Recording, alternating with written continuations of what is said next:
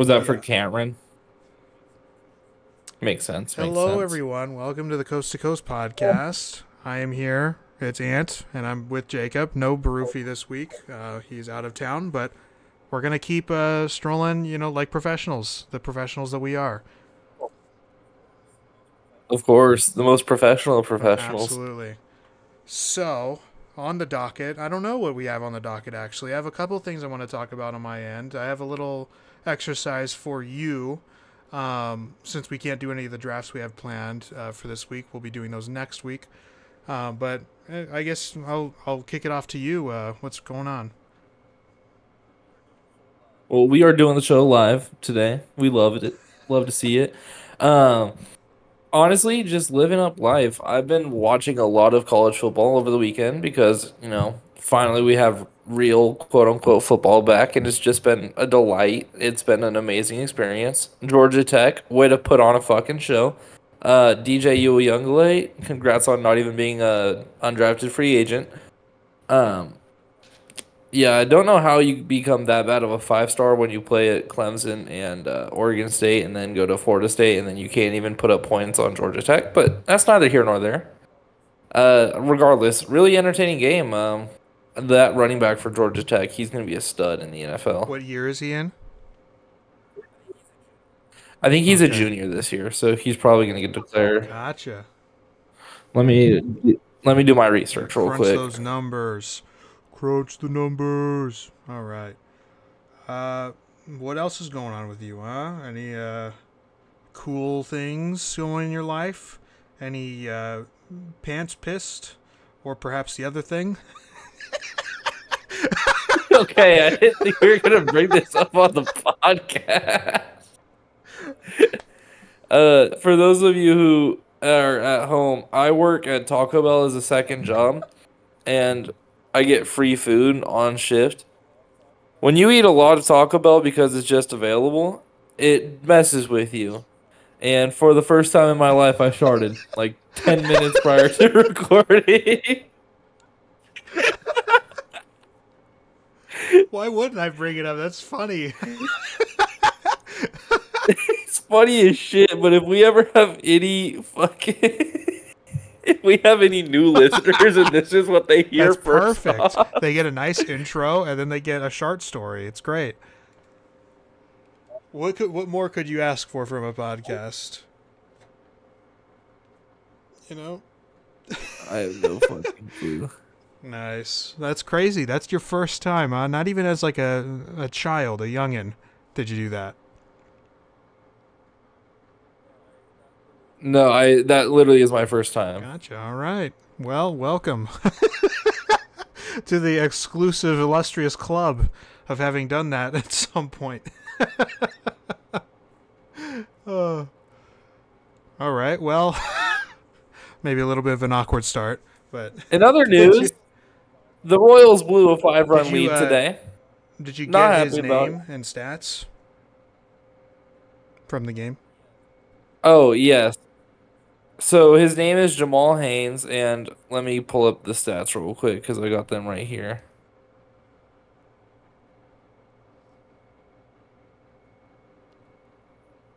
Well, never mind. That wasn't the personal stats. That was the team stats. That would have been nice to have the personal stats. Let me go to ESPN real quick. What's new in your life, Anthony? Nothing much. Honestly, just doing the same old stuff every day. Fall semester started a couple weeks ago, so we've been doing that Monday through Thursday. I'm coaching some youth soccer again, so we're Hell doing yeah. practices twice a week right now, and then games are starting up in a couple weeks. This weekend, I'm finally getting to see the Giants in person for the first time this year, so that'll be fun. Hopefully, That they will be fun. actually. The Royals are the Royals coming there, or are you guys coming to us I actually have no soon? idea. It's funny because the series that we're playing this weekend is against the Marlins. So, another thing that I miss Barufi Um, for on this show. you I guys are we coming to talk us. shit the whole time, but it's okay. I hope his pillow's warm on both sides.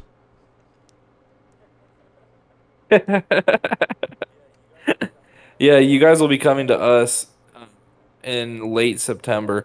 I think this upcoming month is about to get really exciting for the AL Central. I mean, it's a Yeah, really tight I race. bet. Should be one of the more Um, entertaining ones as well because the teams are very differently structured, I would say. So it'll be an interesting blend of play styles and personnel. Absolutely. Um, I did find out that guy's stats, by the way. He had 11 carries for 75 yards and two Pretty touchdowns. good. Yes, sir. Alrighty. In other news, I don't know if you saw this. I'm 99.9% sure you didn't. But if you want to check Twitter real quick, I tagged Riz.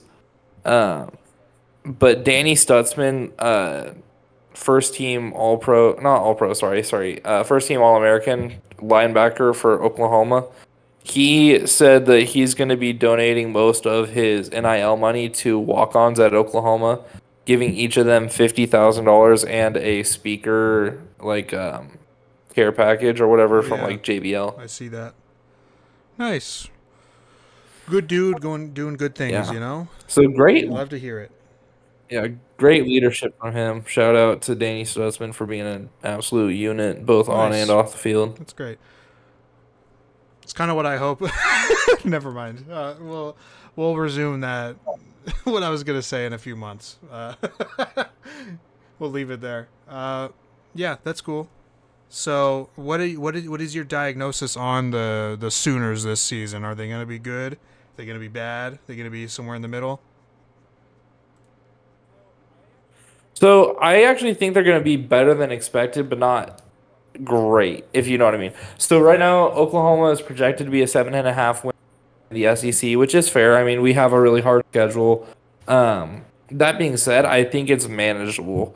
So I have the Sooners winning 9 games this year, and I think finishing fourth in the SEC overall because there's both the SEC West and East. So I think we'll finish second in our side. Um, but we have a really talented roster. We have a 5-star quarterback going into his first year starting as a sophomore. Jackson Arnold is looking to be like he's the real deal. He has great leadership skills. He's been raved about in camp. He's looked good all offseason. He is a little concerning because in his only game starting last year, which was a bowl game against Arizona, who had four senior starting defensive players who were standout, he did throw 4 interceptions, which is a Ooh. little bit scary, but it was his first time starting and it was bowl game, so there are a little bit of nerves there. So I'm gonna go ahead and give him the benefit of the doubt and say that he probably bounces back from that and has a good year with ups and downs, and then really solidifies it next year. But we do have relatively easy wins on the schedule as well in our non-conference games. So I think we probably start off 3-0 pretty easily going up against Temple this week. Actually, I think it's 2 days from today. Yeah, Friday night at 6 p.m. We should blow out Well, Temple. be It shouldn't be careful. close. If Should Icyvert is managing the team, then Dude, if Icyvert is managing the team, I think we might actually win by 75 plus. yeah, I guess it did take him So 25 years to get over the hump, so that makes sense. yeah. So if we want to do a quick rundown, I say win versus Temple, win versus Houston, and win versus Tulane. All those games are at home to start off the year. Then we have a hard one against Tennessee at home, September 21st. I'm probably going to go to that game because that sounds like a blast. I get to see two 5-star quarterbacks from the same class bash it out against each other. I do have us edging that out since it is at home. I then have us beating Auburn, losing to Texas, which is debatable. We can absolutely win that game, but I'm just going to go ahead and say probably the better team wins this year. Beating South Carolina, losing to Ole Miss, and then beating Maine, beating Missouri, and beating Alabama at home, and then losing to LSU on the road. So that's 1, 2, 3, 4, 5, 6, 7, 8, 9. Yep, 9 wins, 3 losses. All right. Well, I'm gonna keep your word for it. If it doesn't turn out the way you say, you might need to find a new podcast. I'm just kidding. As long as we beat Texas, I'm okay with being wrong. Fair enough. Oh, well, that's exciting. I think I'm going to be watching some more games live this year, just to take a little bit of a load off when the draft season comes. I don't have to evaluate as heavily as I have done in recent years. And besides, it's more of a talking point for the pod as well every week. Absolutely. Plus, college football is entertaining. You got to I get that you don't live in a great football state because California doesn't exactly have great college football outside of USC, but it is a really exciting sport, especially if you can go to games in Yeah, person. and that's kind of weird as well, don't you? I mean, obviously in past decades or whatever, there were Stanford and Cal Berkeley were also really prestigious. UCLA has been up there for a while too, but at the moment, not very like many super elite programs in California, despite a lot of high school talent coming from the state, which is interesting, I guess. Yeah, and it's a bit embarrassing that so many players from modern day don't play in California schools. Like how like you gotta frown upon it a little bit as a recruiter if you can't get Bryce Young to stay in California. You have Bryce Young going all the way across the nation to play for Alabama, and you can't out recruit the guy who's at your hometown.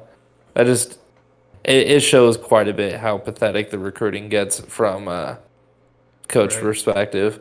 Like Lincoln Riley should be able to do better than that. Not that Lincoln Riley Right. recruited Bryce Yeah, Young, yeah, for but you sure. get what I'm saying. Yeah, and I would say the same thing with Fresno State. Uh, I mean, it's not like we're a super prestigious school. I mean, I root for them by proxy. I don't even go to the school, but they're they're the team in the city. So uh, it is, yeah. It's like right. we're just so mediocre every year, and even when we're good, we're only good by Mountain West standards. Still not ranked, you know. Yeah, like 10-win team against not good teams, and then Exactly. you lose a bowl game. And we always lose the bowl game, even if it's a team we already beat earlier in the year. It's ridiculous.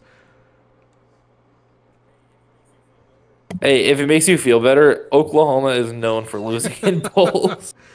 I mean, look, it's In my coworker when I worked at Bubba's, he walked up to me one day and he was like, "Hey Jacob, what do Oklahoma and weed have in common?" I was like, "What the fuck, Jeremy? What do they have in common?" He's like, "They both get smoked in yeah, bowls." that's pretty good. It's kind of like shitting on the Bills, for example, for not making the Super Bowl.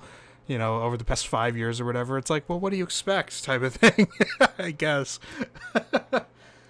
Uh, They're known for joking. It's not their fault. It's just yeah, part of the they're deal. cursed. There's bigger things at play here than just X's and O's. But yeah. Oh, for sure. I mean, we just watched a YouTube video Yes. on Did you luck. like it? I thought it was really interesting. I thought it was actually really insightful. It also made me remember that the fucking Niners have a dropped interception and a fumbled Dude, punt off a dude, I foot. mean, look, I'm really happy that week by week during the season, I this team is so much fun to watch, and obviously it would be lovely to win a Super Bowl, but so I'm not saying this from like a man that's fucking miserable being a 49er fan, but holy shit, man, some heartbreaking losses in the playoffs the past 5 years. It's unbelievable. Oh, it's bad. I had it a little bit before you did with the Yeah. Saints in the NFC Championship against the Rams and in the divisional round versus the Vikings. Well, two against the Vikings. Uh, You had the so 2017 yeah, divisional round with the miracle in Minneapolis. Then you had, then you had the no call yep. pass interference against the Rams the next year. Then the year after that, didn't you lose in overtime in the wild card round to the Vikings? On on what could have been a pass Yeah, I interference, remember we yes. actually debated that one. I think I said I was more on the line of like I like the no call. I think there was contact on both sides. I think it was a reasonable no call. I think objectively it's pass interference. But in the playoff game when they hadn't called it most of the game, I can also see Mm-hmm. why they didn't throw the flag there. So I don't hold that one as bad, especially because that year we weren't that good anyways. So it Mm-hmm. didn't mean anything to me really. It was a game we should have won. We lost. The next year was the one that really fucking hurt because you're beating the Bucks for the entirety of the game, but then Breeze goes and throws 4 interceptions and retires on a loss to Tom Brady en route to Yeah. Tom Brady's Super Bowl win. And the sad part about it is that God. the loss to Tom Brady wasn't in a Super Bowl with Patriots Saints. It was it was with Brady in the Bucks uniform. Yep. Fucking miserable. Also, I'm pretty sure it made Brady some kind of record for most playoff wins against NFC teams, which was crazy because at that point he'd only been in the Yeah. NFC for one Yeah. year. Otherwise, it was only Super Bowls. Is that true? Most Yeah, Tom Brady is the quarterback with the most wins against wins NFC teams in against the playoffs. NFC teams in postseason. This is interesting. Most playoff wins against NFC teams for StatMuse. Well, it doesn't say that according to StatMuse. Maybe since 2000? No, because Aaron Rodgers even has. Okay, so the leaderboard, he's up there. Don't get me wrong. He's number 5, tied for 5th. Yeah, tied for 5th. The top 2 are Brett Favre and Steve Young with 12 each, 12 wins, and then Rodgers and Roger Staubach are both have 11 wins, and then It might be since I mean, 2000. regardless, Aaron Rodgers would still have one more with the 11. So that's why I said it can't be that then. I don't know. But he is tied for 5th with Joe Montana with 10. Which Oh, is yeah. still I mean, lucrative. all Hall of Fame quarterbacks right there. All arguably, well, Staubach probably top 20, but the rest of them argued top 10, with the GOAT in there. Yeah. Pretty good. Damn. Pretty good. I kind of wanted that to be true. That would have been an insane Well, stat. if he comes back and the Raiders Plays move for to the the Vikings. They NFC. have a chance. Dude, if Tom Brady would just like sign with the Vikings so I could see KJ Osborne get signed in KJ every Osborne's sleeper a league, that'd Patriot be now, so though. funny. He'd have to go back to New England. Fuck. Who's the Um, Vikings wide receiver Brandon three? Powell, I think. Dude, Brandon I think Powell's he's third stock's on the gonna depth rise chart. if Vikings get Tom Brady. Brandon Powell. I think he's the third on the depth chart. Dude, you can't convince me that Jim Harbaugh didn't want to trade Justin Herbert and then draft Tom or get Tom Brady to come out of retirement for the Chargers. That was his goal all along. That's why he built all O line and God only damn, got he's one. been in the league for 7 years? Holy shit, Brandon Powell. Who? Since 2018. And he's done nothing. Yeah, his Impressive. most amount of play time has been the past 2 seasons with the Rams and then the Vikings. Hey, at least he's getting a bag to do so. I mean, if you're going to be a practice squad player and make 550K a year, I wonder what his more contract power is. to you. Brandon Powell contract. Probably in the millions now. 1 year, I'd 2 assume he gets million like deal one, two. with a 375 signing bonus.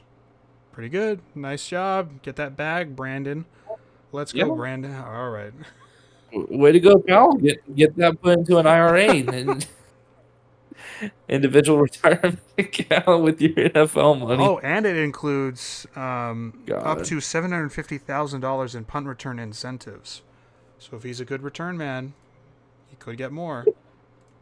Man. Fuck. Not if he's with No, he's not with the Vikings. Rams, is he? Yeah. No, you just said Vikings. Yeah, I mean, hey, Can I fair return enough. kicks for I can't remember who it was. That'd be Someone was nice. talking.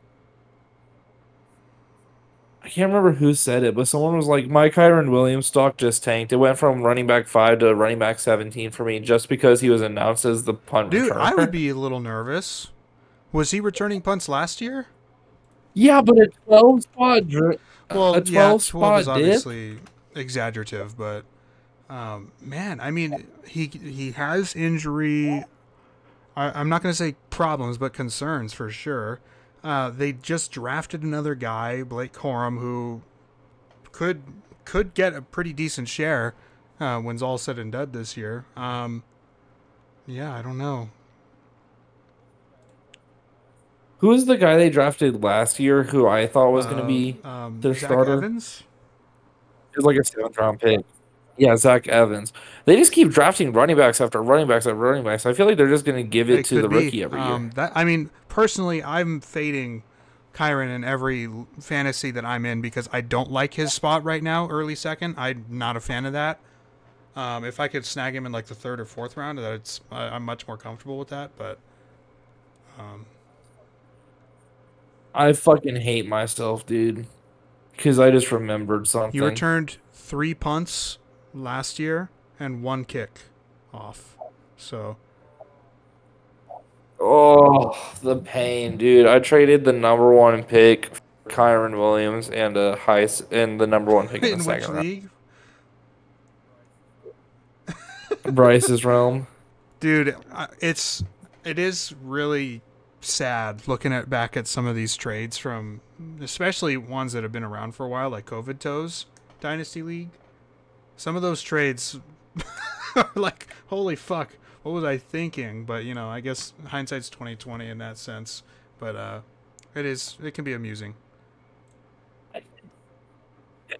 Dude, it's so funny to me. The Barufi refused to take Jordan Love plus a first round pick for Joe Burrow. Yeah.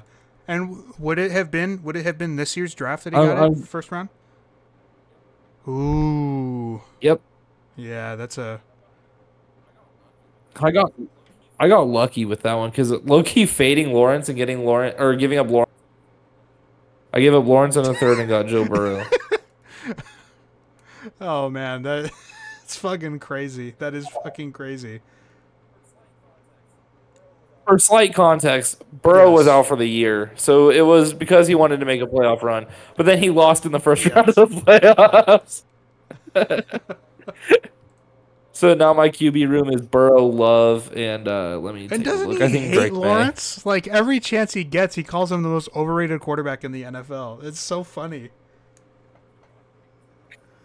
Yeah, it's bad. Oh, good times, good times. So, Thank you. Shout yeah, out shout Broofy. out. Too You bad you're can't not you here on can't the defend yourself podcast to hear anymore. this. Yeah. So what else is going on with you? Is there anything else? Uh, some retard made a trade for Caleb Williams, or some retard traded away Caleb Williams for I nothing saw that. Uh, in one of our fantasy leagues, and it pissed me off so much because it's veto well, worthy. It's that bad. what I said in response was all I needed to see was Caleb, and whoever's getting Caleb wins. I don't care. I just don't understand. You draft him, like if you didn't want him, draft someone else. With that 1-1 or whatever the fuck the pick was. But if you don't want, why are you trading him for Exactly. nothing? Like, that's number one. Okay. Number two, if you're not high on him, that's fine, but you need to recognize that value. Number three, how are you not high? Like, I don't understand. I get you guys, you and Barufi with him being quarterback 2, but I mean, come on, man. This is He's quarterback too, but he's still one of the best fantasy options you have right now in a fantastic dynasty. fantasy option, but I mean, just how do you not look at how he plays the game of football and how he processes the game and not think that this is going to be a good player? Like, I don't get it. I don't get it. Genuinely. And his play Yes. style is good for fantasy. Plus, he has three amazing. If Keenan Allen is your wide receiver 3, you're doing something right as an ownership. The only knock on Caleb is he plays for a historically bad quarterback team, which is so stupid because you can say, oh, well, CJ Stroud played at Ohio State, so he's going to fail historically. It makes no fucking sense to base it off that. So then your only knock on him, if you're eliminating only retarded things, is, oh, well, his coaching staff isn't the greatest, which is true. I don't think the Bears coaching staff is great, but I don't think it has to be. It doesn't have to be good for him I to be a mean, good fantasy option, especially when you're also getting Keon Coleman in this trade for Mike Evans, a second and a third, and then Saquon Barkley. Because Brandon Cooks and a fourth round pick mean nothing to me. I Yeah. don't give a fuck about those guys. Yeah. So you're trading Mike Evans and Saquon Barkley plus a future second and this year third, which this year third is going to be a cut-worthy player because this year's offense is terrible. And then you're waiting a year to get that second, which, to be fair, is going to be a good value second because next year's class is solid. But you're not convincing me that next or like a future second round pick is worth Caleb Williams and The Keon thing with the Coleman. second as well, picking something Keon so Coleman, far who away, it's like maybe with this year pick, you kind of have an idea of where they're going to end up at the end of the year based on their roster. But 2 years down the line, that could be the final pick in the second round, which is essentially a third rounder, you know? it's especially likely to be that because he's going to Yeah. have Caleb in his sophomore, year, Keon Coleman in his. Keon Coleman projects to be a high touchdown receiver who gets at least 1,000 yards for the Bills because he's the He should only be their guy Drake there London, outside of Khalil really. I Shakir. mean, we'll see if that actually happens, but yeah, That's the level of talent absolutely. he has. Hmm. He's faster than London too. Like he's the most toolsy player that came out of the draft this year at the receiver position outside of probably Marvin Harrison. But he has all the upside in the world to be a deep threat, and he has Yeah, Josh it's a Allen throwing great him. fit I'll offensively. take that bet any day of the week. Like if you're telling me that you're gonna get him and Caleb Williams, and all you're giving up is a second 2 years down the road, a third this year, and Mike Evans and Saquon, deal. Not, where do I sign? Yeah. Oh well, he has quarterbacks and he's low on Caleb Williams. Bitch, his quarterbacks. Let's list these off right real quick. And for those at home, this is a two quarterback league, so it's important to carry quarterbacks. His quarterbacks are Matthew Stafford, Jaden Daniels, Bryce Young, and Aaron Rodgers. He gave up his best quarterback. Like, there's no debate. There's no one on there for dynasty fantasy quarterback. No one on there is matching Caleb at all. Well, not only that, I It mean, makes when we're no talking sense. about Stafford and Rodgers, we're talking very limited numbers. So who knows if Rodgers plays after this year? And it could honestly be a similar thing with Stafford. Maybe not after this year, but after next season is certainly a question. You know, he was threatening retirement after winning the Super Bowl. You know, so like that's super up in the air. You're really banking on Bryce Young and Jaden Daniels to be really, really good, and they can very well be. There's no one's dissenting that, but I mean, it's fucking Caleb Williams. That's what I can't wrap my head around. It's Caleb Williams. I don't.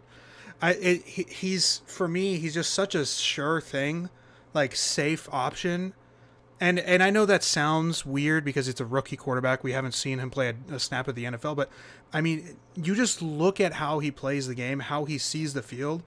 It's all there, and everything that's maybe not as strong in his game is going to be coached up. He's a super coachable player, I think, and just to not value any part of that is to me just wild. And I think anyone that has been saying that or has said that he's trash, it's unbelievable to me. I couldn't agree more. It's I will never understand people in fantasy who trade a player because they don't need him. I I granted made this mistake earlier. Um, I traded Kyler Murray to you for Aaron Jones in the third round Hmm. pick, and I regret making that trade. Um, but I at least got some semblance of value out of it. Like Aaron Jones, player who would help me, and then I eventually traded him for another deal. But still, I got some value out of it that I thought was relatively good, and that's a bit of a risk because Kyler is guaranteed to be great for a long time. But you shouldn't be selling on players just because you have multiple players. I had Anthony Richardson, Kyler Murray, and Josh Allen at quarterback. There was no reason to say, "Oh, I should get rid of one of these." I should have waited it out. And the fact that he didn't wait out Caleb Williams before Caleb Williams touched the field is kind Yeah, of ridiculous. I guess he's just that much higher on Jaden Daniels. I don't know, but I mean, I look. I mean, for fantasy, I can maybe understand it, but I just Well, don't think he's going to and be a and long-term my biggest starter. problem again is the age thing. If you're gonna ship someone away, yeah, Stafford might be better this year for fantasy, but we don't know how much longer that's going to last. Whether it's him being good or him playing in general, that's the guy you want to ship away, for other assets or picks. Anyway, that's my philosophy. Obviously, in Absolutely. every league is different because the market is made by the people in the league. It's not necessarily a thing that is nebulous through every league, but there's also Which is why you yeah, hate but I mean, KCP. there is a general idea. You don't want to just say Mahomes is worth nothing in one league, and that's your precedent for that league. But you know what I mean. Like, it's going to be different in every league. I agree entirely. I also failed to bring this up on the podcast a while ago, but I had my first three-person trade, Was and that that your was kind first of one? exciting. Yeah, I've never been a part of a three-person trade until Huh. I made that one with you and my coworker. I've done a couple of them. They are fun when you But complete them because it's like, man, I can really manage this shit. Holy shit! Like,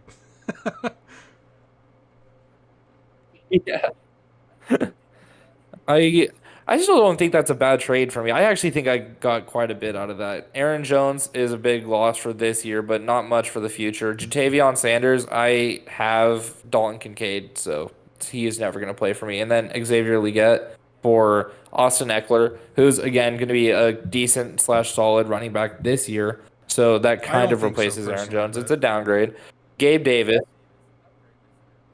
Gabe Davis upgrade this year from Leggett and could be for the future too. I mean, he's still relatively young. He's going to another good quarterback. He's going to be emphasized more because he's not playing next to Diggs. I'm pretty damn high on Gabe Davis. Eric All I cut, but then I also got two third round picks this year, which I might be oh able to use shit, to you trade cut up in the him? draft. So I You think I cut got good him? value in my trade. Huh? Oh fuck, is he available? Yeah, should be.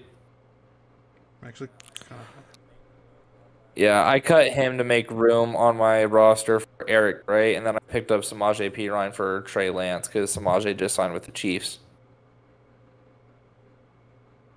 fuck. I think that's what it Where was. where is he on here? I don't Yeah, see him. that's that's so funny. Nick cut Eric Gray to sign Samaje Perine, and then he cut Samaje Perine to get Dalvin Cook, and then I ended up getting both Samaje Perine and Gray. That's good. All right. Is there anything else? Have you seen any new movies? It doesn't have to be like stuff that's just come out, but you Um, know, I know I said I was going to do this last week, but I actually am setting aside time to do it tonight. nice. I'm going to finish Lord of the Rings tonight, and then I think I'm going to go ahead and message you guys about my just like initial review, like as far as like scale of 1 to 10. I'm going to do my letterbox for the whole franchise, as well as getting my letterbox done for Alien Romulus, and I'll go ahead and do the Nice. Alien movie as well. Um, so I'll have those uploaded. I can post them on the Coast to Coast Twitter, or sorry, Instagram, Sure. alongside yours if you would like. And then outside of that, it's been mostly just college football, like I said. I'm trying to think of what else, but me and my oh, I know that you and Broofy aren't the biggest UFC fans, but ever since I moved out of my house, I've become a huge UFC fan because both my roommates are, and my coworker is a big UFC fan. So shout out to him, shout out Ian. They've all gotten me super into it. I actually became a huge fan of the UFC right at 300 because of the Max Holloway KHE. That was just an electric moment, and I was like, "Holy fucking shit, awesome!"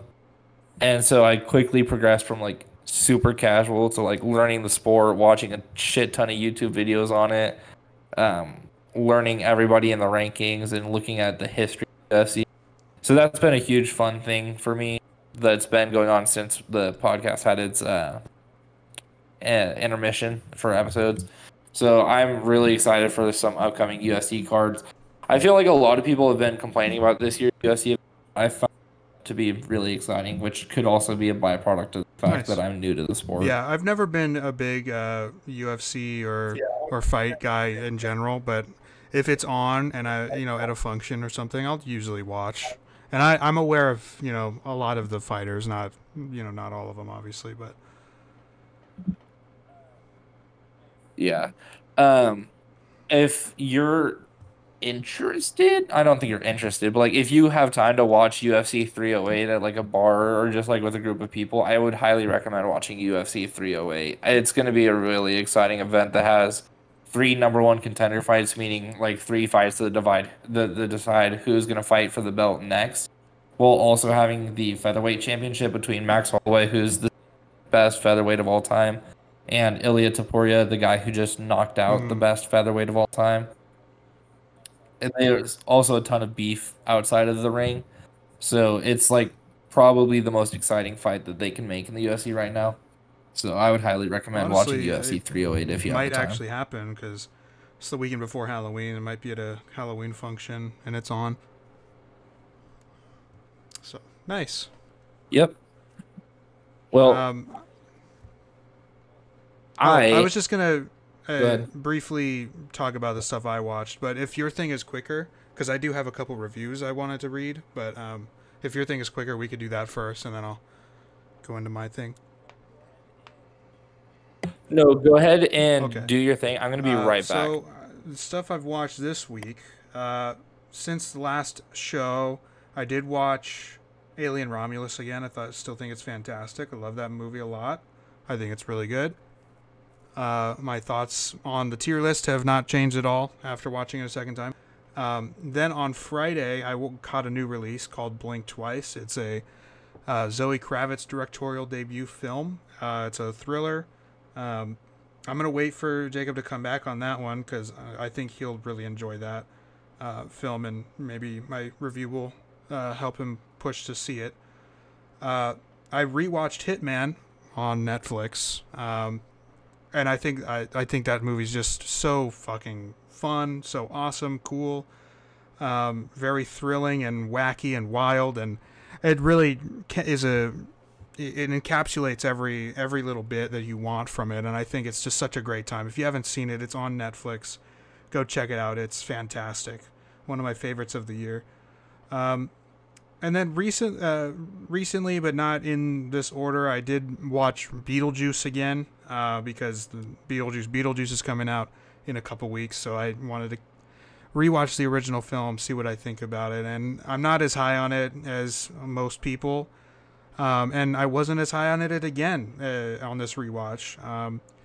The Beetlejuice in my head always seems to be better than what Beetlejuice actually is.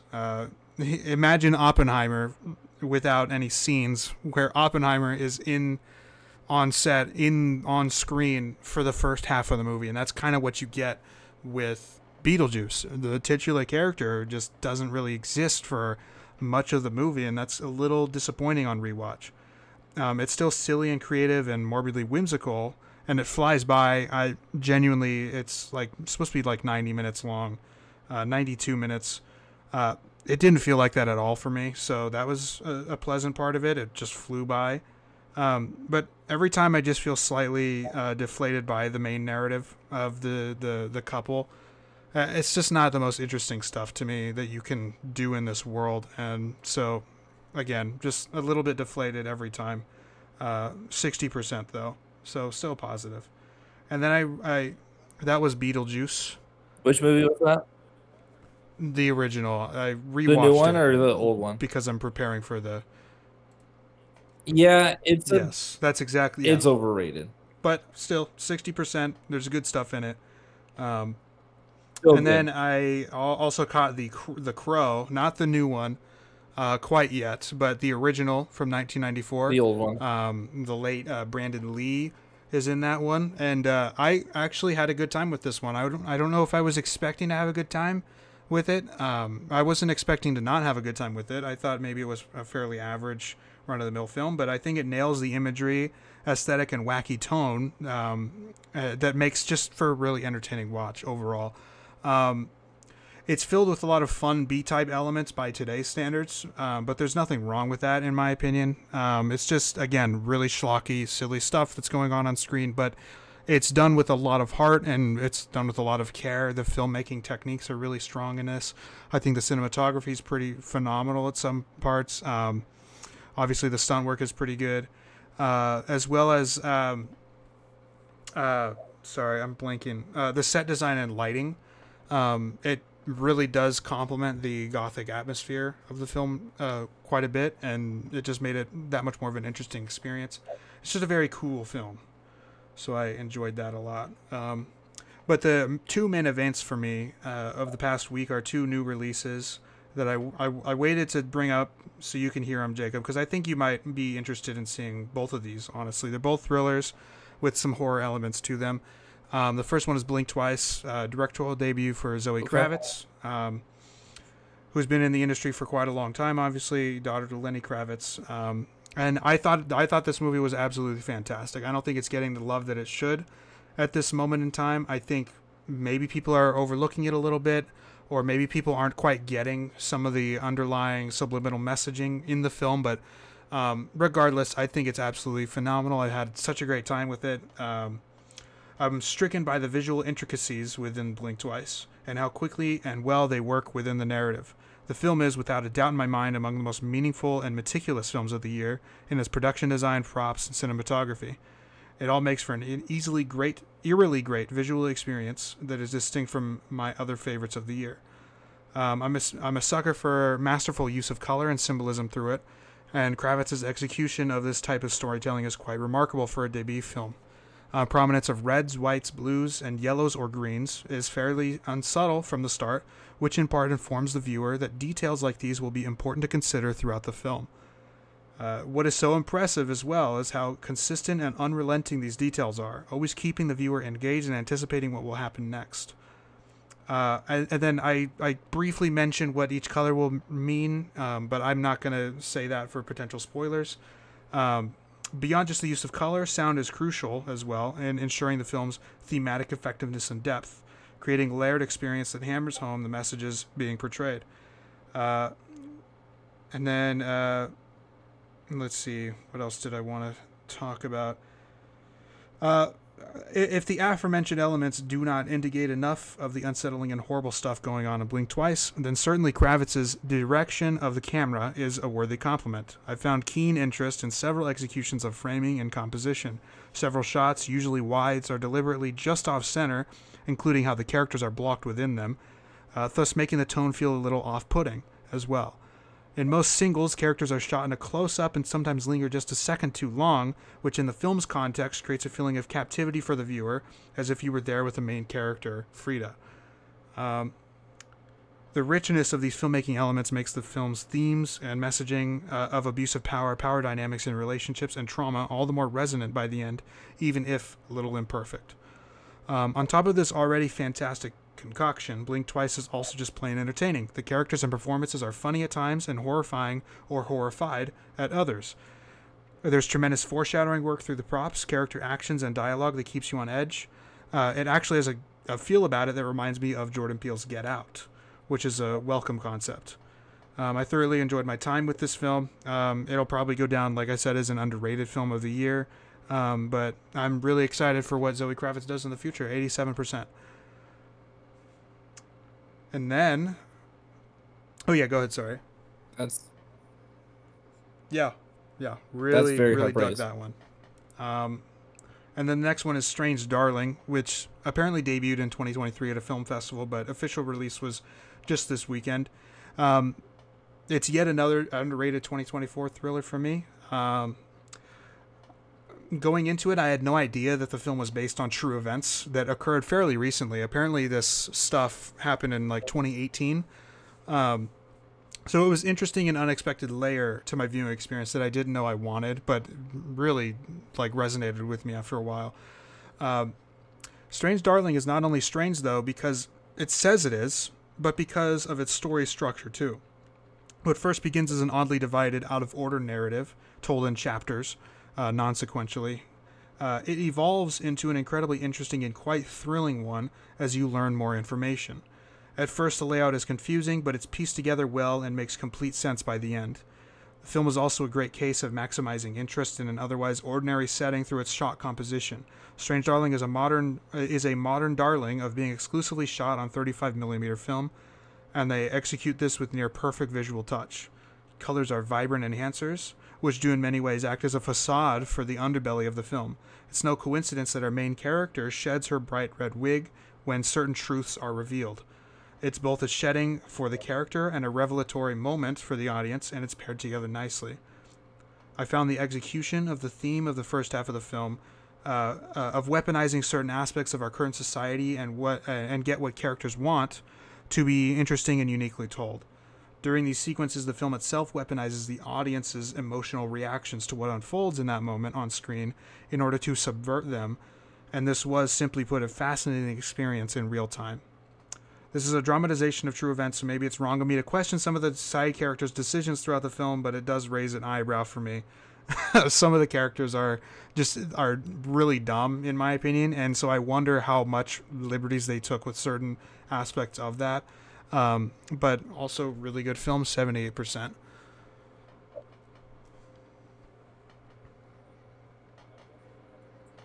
Hell yeah. I'm definitely gonna have to watch those two in theaters. I know you've been seeing a lot of movies and recommending a lot of them. Those two are definitely on my outside of The Crow. Yeah, those are I'm probably the three approaching that I need to see. 50 2024 movies watched so far. Approaching it. I think I'm going to make special special little The Crow remake my 50th, because I'm at 49 right now. So I think that'll be the next one I see. I think I'm also gonna watch that Sure. this Have you weekend seen if the we want to talk original? about it on the episode. Okay. It's on. I have not. I get it's a bit sacrilege to watch the reboot before Yeah, the the original, but I do original is plan on on watching Prime both eventually. if you have it. Uh, I don't, but I also know the original is better. I want to watch the reboot strictly yeah. because it has Bill Skarsgård. Man, some of the reviews early on it are scathing, scathing. So I'm Not excited good. to watch it too, just to see how bad it really is. I avoided Borderlands though. Borderlands I knew was going to be fucking horrific. Before, like after the first trailer dropped, I'm like, this movie looks like shit, man. This looks so bad. I have avoided it so far. I don't know how long that's gonna last, but Yeah, I really don't want to see that one. Maybe that'll yeah, yeah. I'm not watching that movie. good choice. There's too many good stuff right now.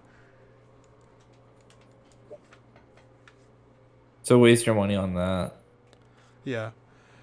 All right. man. Is your segment ready? Oh, okay. I didn't have a segment or the game that. Yeah, sorry. The game that I Okay. had was for Okay, that's you fine. and So we'll do Ruthie. that next week. I do have one last thing then. Before we go, if you don't have anything else for us, I made this. I made this earlier today. Just a little bit of a Okay. patchwork for, to fill some time and have some fun. So let me. Oh, how should I do this? I'm gonna DM you this picture instead of screen sharing. I think it'd just be easier. Okay. And then this is also something that we can upload onto the Instagram and stuff. Um, it's a fun little interactive thing. Where is it? Let me find it.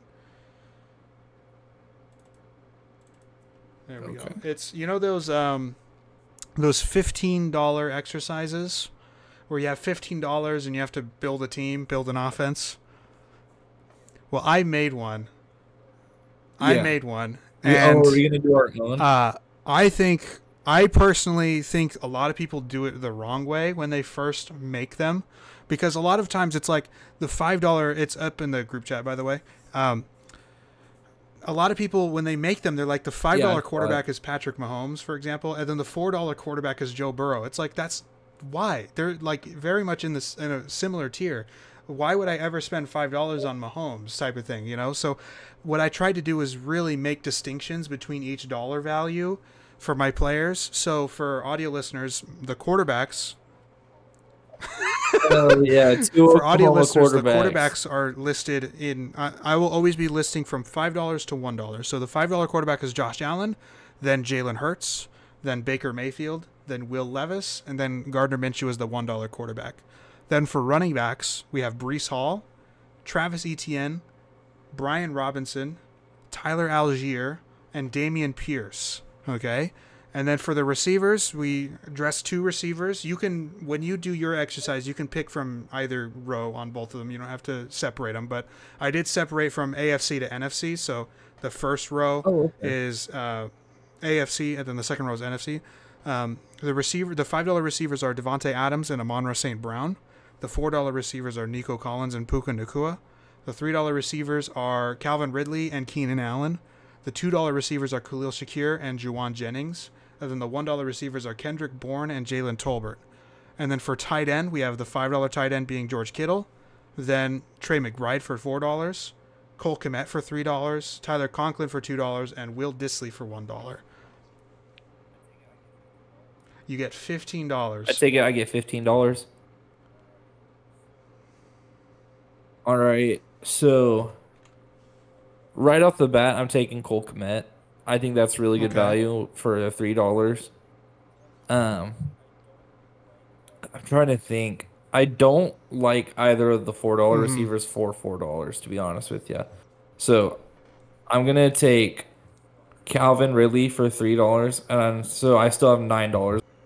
I'm gonna go cheap on running back because I don't think it matters that much. I'm gonna take Tyler Okay. Algier. I think he's probably the best value there.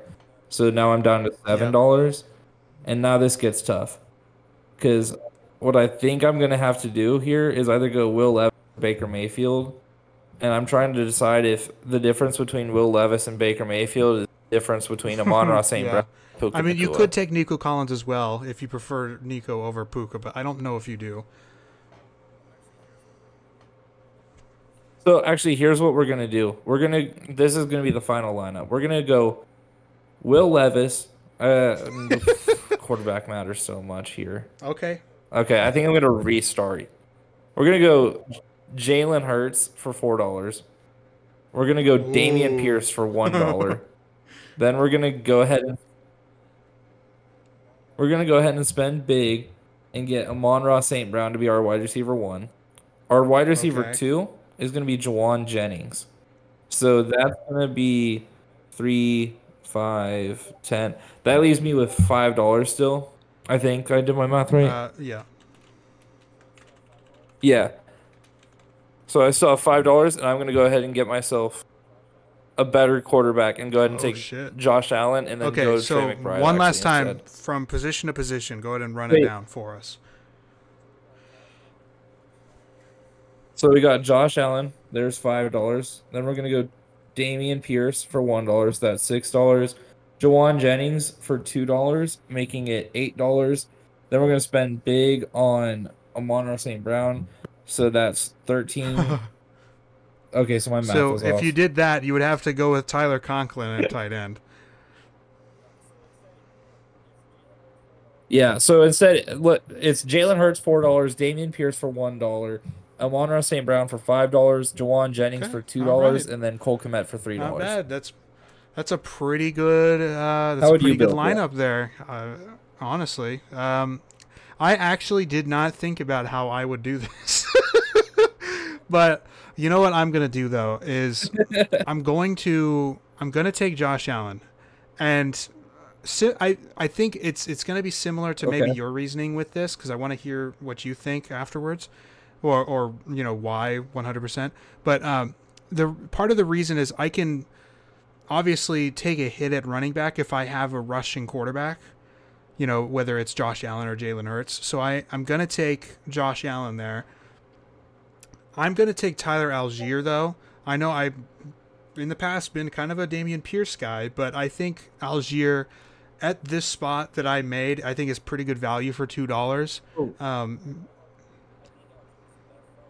I wholeheartedly Probably, agree. I yeah. think Algier is the I best think if value he was running in a back here. different offense, he could probably be a good $3 back. You know what I mean? But because he's on Atlanta, I had to put him down to 2. Um, so I'll take Josh Allen and Tyler Algier because I don't want a backup, like a pure backup running back. I don't think so. I'm gonna take Tyler Algier because I think he can. I think he can work. So that's $7 right there, and That's then fair. man, this is really rough.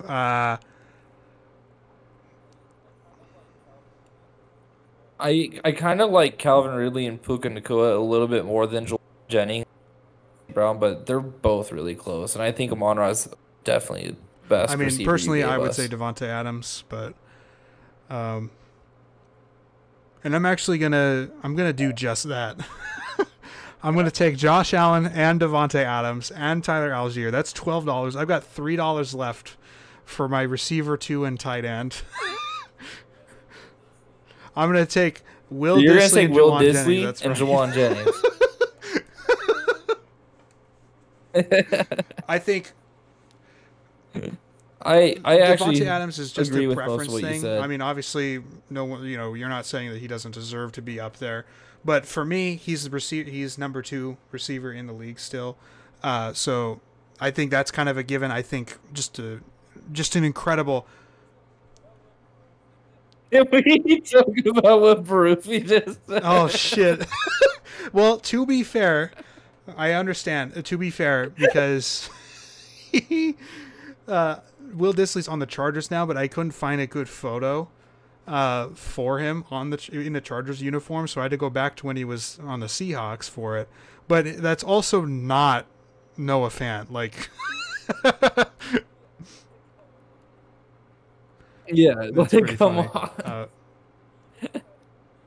Regardless, you guys had a Yeah, near three of the same pretty similar players. list, except for he chose the oof.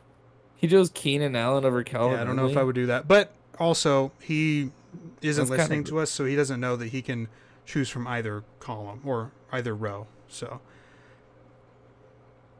that I understand that. true.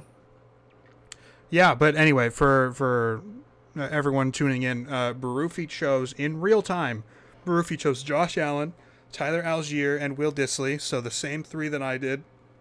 And then for the receivers, he chose Nico Collins and Keenan Allen for the remaining $7. Yeah, Question: who's our offensive maybe I'll coordinator do. here? Maybe Because if I'll it's do Nick a. Sirianni, I Maybe need I'll a do new a coaching quarterback. one next. So we'll okay, this is what we'll do, okay? Dude, We have the offense one this week. Then next week I'll make a defense one, okay? And then the week after that I'll do coaching. So okay. we'll have a head coach, an offensive coordinator and a defensive coordinator. And for that one we'll have $6 to spend instead of 15 or whatever. Okay.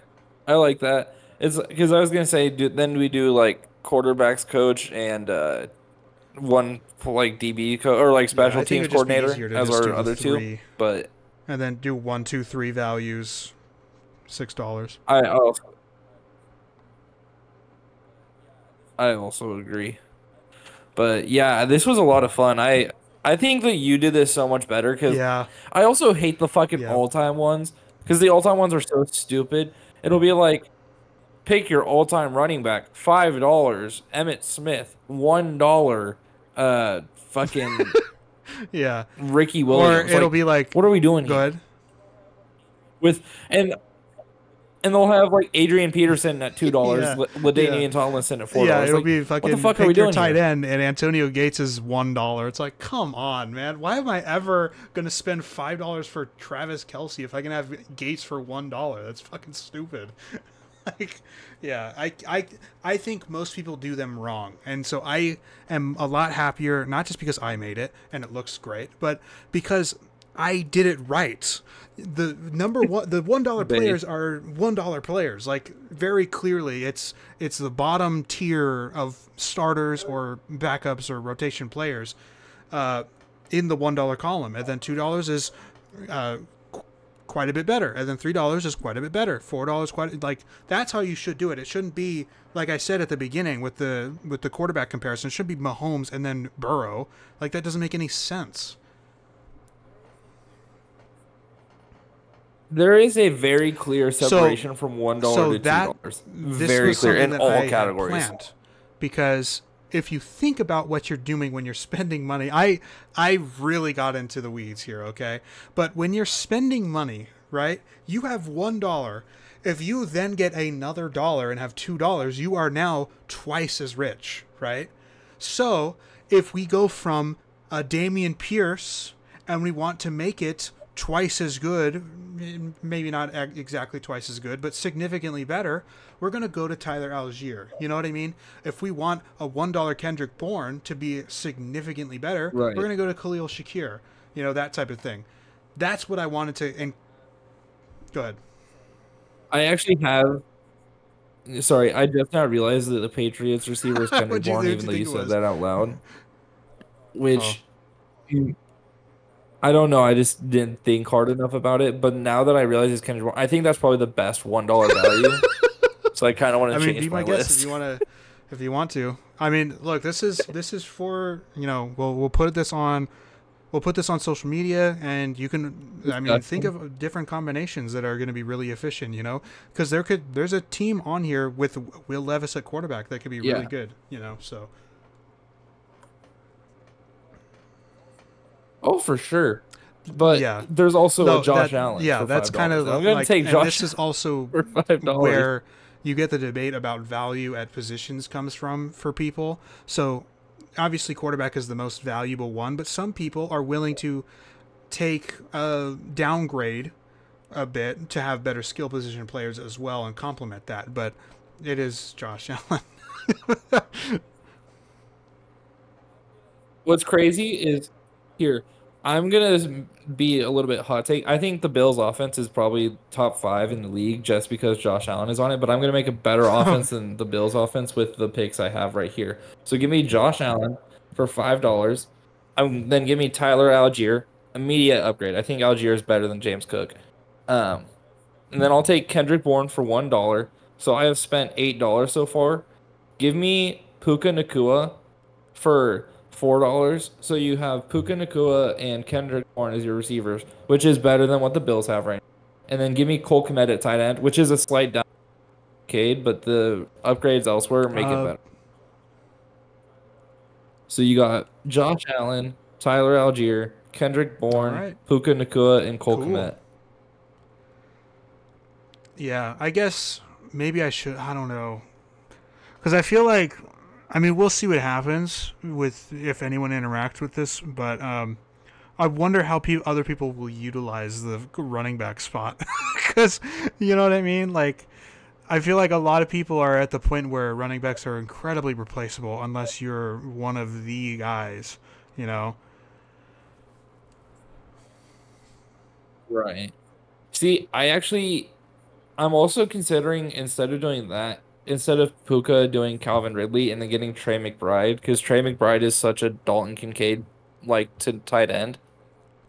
But yeah, I don't know. Yeah, I don't think you can go too wrong with this unless you pick But Gardner hey, it's Minshew at a one quarterback. dollar. That's a true $1 quarterback. Gardner Minshew is the only un That was everything that I wanted to do with this exercise is just get the numbers right.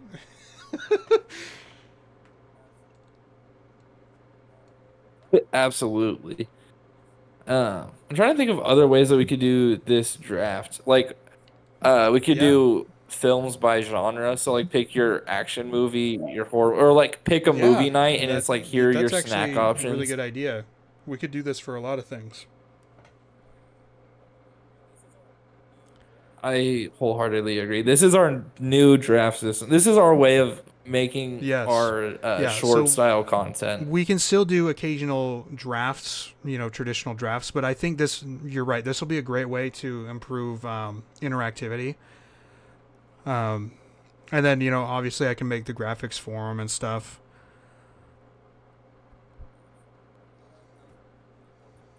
Absolutely. And I can do more Mm, TikToks because the TikToks actually did get quite, nice.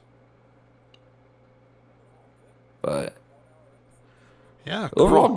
good 1 hour episode for us, boys. You got anything Not really. else to I add on? guess just go watch movies. Movies are great. Movies are so much fun. If you have the ability to, if you have the time to, and the funds, you should look into an unlimited package with whatever theaters around you. I have Regal around me. Regal Unlimited, $22 a month. You can see as many movies as you want. It's such a great deal. Uh, you go anytime in your spare time and just go see a movie, and it's so much fun. Movies are great.